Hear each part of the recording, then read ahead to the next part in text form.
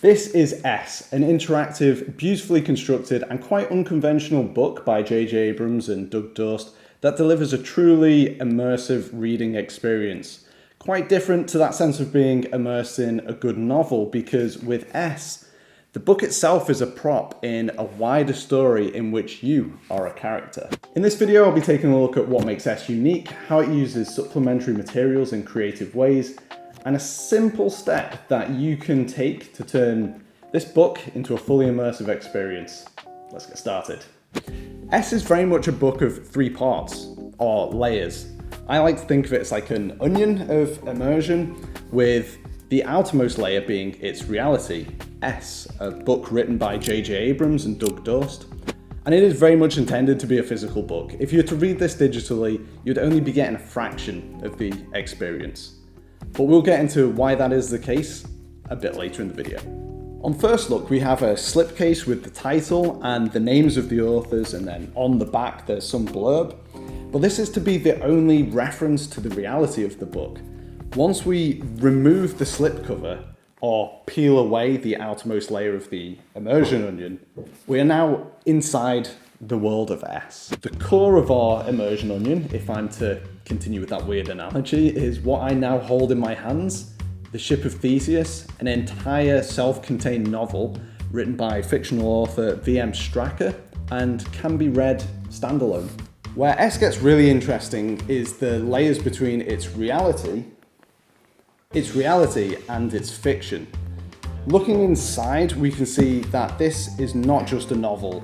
There are these handwritten annotations in the margins. There are extra bits of printed material that are beautifully produced, just scattered throughout the book.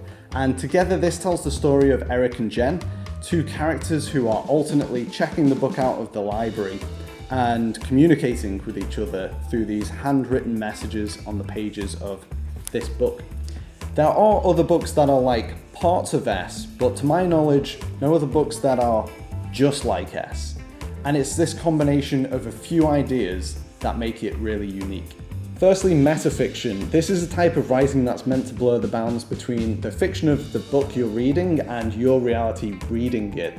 Now, this is an entire genre, so I'm not going to go down that rabbit hole in this video, but if you like this type of thing, it's definitely a genre worth checking out. And secondly, interactive books. I just love books that get creative with their design and production, and I'm really just a big kid who has to have artwork and interactive things to play with in his books.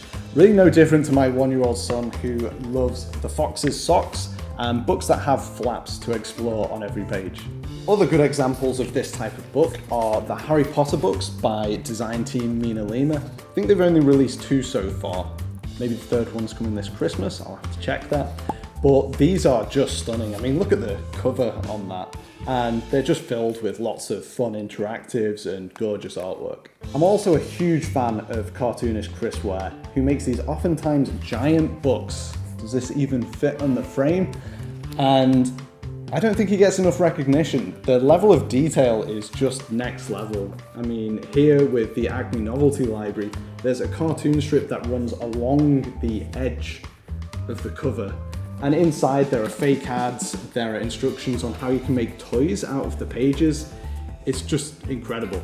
Now, I feel like I have to point out before we go any further, I'm not a Kindle hater. I think e-readers are great and in a lot of ways better than books. However, there are some books that just can't be digital. They are fundamentally tactile and pieces of art in and of themselves. And S is one of those books. So what makes S different and what makes it immersive? Well, the clever thing about it is the book itself is in fact a prop. It's intended to be a found object, which places you as a player within the world of our characters, Eric and Jen. When you first open the Ship of Theseus, the first thing you see is a red stamp that says book for loan. At the back of the book, printed on the inside of the cover, are the library stamps, which clue us into the age of the book. As we dive into the book, we start to explore the conversations between the two characters. And this starts to remind me a little bit of the Diary of Adrian Mole, where we almost feel like we're reading something we shouldn't. And that makes it compelling. A common question I've seen come up online is, how should you read it? Which makes sense. It can be quite confusing from that perspective. But the brilliant thing about S is that it's up to you. It's not a linear reading experience. The story of Eric and Jen runs parallel to the novel. So the way in which you explore those two parts is entirely up to you. But what makes this different to a choose your own adventure story? That's active. You make decisions that dictate how the story plays out. And yes, I do love a good choose your own adventure story. They're a lot of fun. But with that, you're still just reading a story. There's no blurring of the lines between the fiction of that book and your reality. With S, you're experiencing it. As soon as you remove that slipcover, you're in the world of S. An intertwined collection of stories, conversations, and snippets of information. You can see yourself as a bit of a detective piecing together these different bits of information, and that becomes enhanced as we look at the supplementary material. Between the pages of the book, there are lots of interesting extras to explore, and the variety of materials used and level of detail honestly just exceeded all expectations that I had for this book. If you look here, there's this folded student newspaper, and I love how it just wasn't folded perfectly. We've got a postcard from Brazil, and the paper quality just feels totally authentic for all of these items. We've got an old photograph, it looks a little bit beaten up. Inside this card we have a newspaper clipping, which looks very aged. And quite possibly my favourite is this map drawn on a napkin, and it really just does feel like a napkin.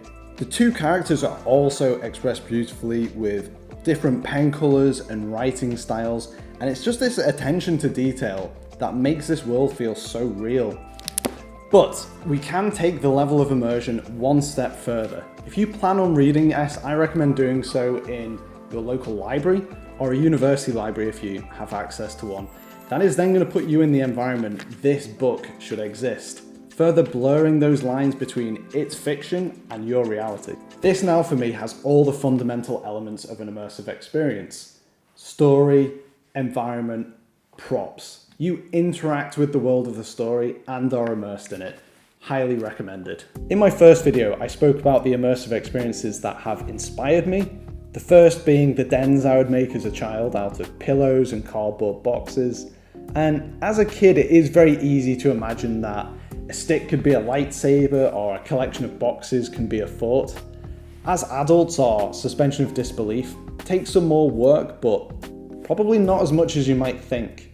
You can take this very unique book to your local library for a few hours and enjoy a truly immersive reading experience. If you're interested in experiencing S for yourself, I'll put a link in the description along with links for all the other books mentioned in this video so you can buy them if you like. And if you enjoyed this video, you might also like this one that I mentioned before about the immersive experiences that have inspired me. Thank you for watching, and I'll see you in the next one.